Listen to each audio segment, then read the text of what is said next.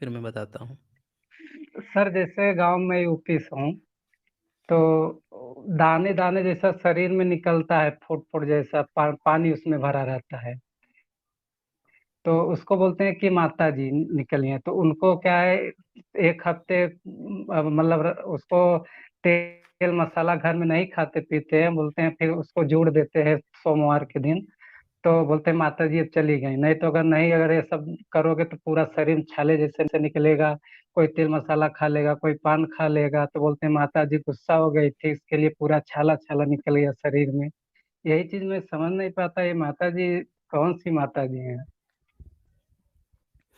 जी, सुरेंद्र जी, देखें, जो आपने बताया है उससे ऐसा प्रतीत हो रहा है कि आप चेचक की बात कर रहे हैं। स्मॉल अब गांव में पॉक्स, तो यही माता जी बोलते हैं अब चिकन सर। पॉक्स।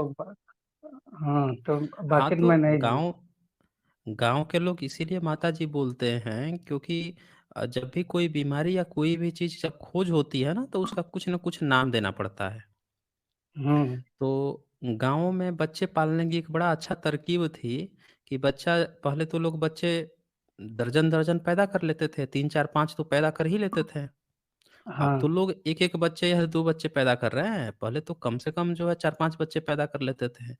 तो जब 4-5 बच्चों को पैदा करते थे, तो पालने-पोसने का क्या तरीका होता था कि माताजी जो होती थी, बच्चा थोड़ा-सा रोता था, बस 2 झापड़ लगा देती थी।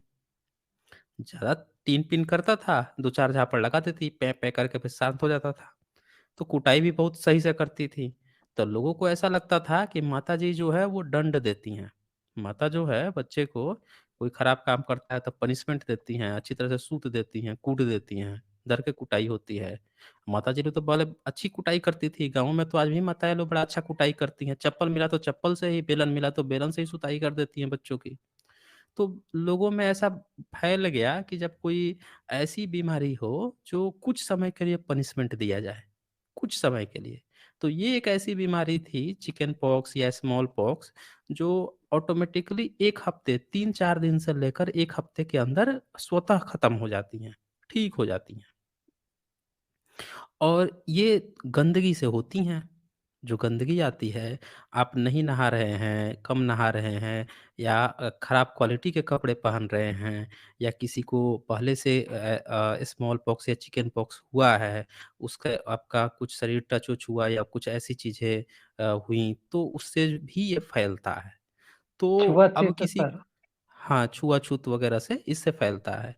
तो अब अगर किसी को हो जाता था, तो उस समय के लोग इतने तो जानकार थे, पता था कि अच्छा ये हो गया है, तो हो गया है तो भई अब ये तो ठीक होगा, हफ्ता तो लगेगा। और चिकन पॉक्स तो थोड़ा जल्दी ठीक हो जाता था, 4-5 दिन में, 1 हफ्ते में ठीक हो जाता था। लेकिन जो स्मॉल पॉक्स होता था, वो गड्ढे कर देता था चेहरे पर। किसी-किसी की तो जान भी जा सकती थी उसमें। अब वो थोड़ा हाँ समय भी लेता था। तो इसको लोग क्या कहते थे, छोटी माता, चिकन पॉक्स को कहते थे छोटी माता, कि छोटी माता जो है थोड़ा पनिशमेंट दी है बच्चे को, तुम बड़ा शरारत किए हो, तुमको पनिशमेंट दी है। ठीक होंगी, माता जी हैं, ठीक भी कर देंगी, लेकिन पनिशमेंट दी है कुछ समय के लिए। स्मॉल पॉक्स को वो कहते थे बड़ी माता, कि वो बड़ी माता हैं, थोड़ा-सा वो ज़्यादा गुस्सा हो गई हैं, कुछ समय ज़्यादा के लिए पनिशमेंट। तो ये लोग सिंबल एक डाल दिए थे, क्योंकि कुछ न कुछ नाम देना पड़ता है। आज भी साइंटिस्ट जब किसी चाँद, तारे या कुछ नए-नए ग्रह या कोई चीज़ खोजता है, तारे वगैरह, तो उनका नामकरण करता है। कुछ न कुछ नामकरण करता है। तो गाँव वालों ने अपना नामकरण कर दिया है, माताजी, माताजी। और ये पाल वंश से शुरू हुआ।